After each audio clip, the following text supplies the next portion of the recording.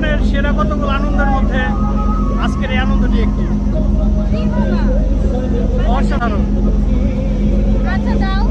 ধন্যবাদ এমপি বেগ ক্রুজারকে, তারা এভাবে আমাদেরকে পাখি দেখার সুযোগ করে দিয়েছে এবং সূর্যাস্ত সুন্দরভাবে দেখার সুযোগ করে দিয়েছে।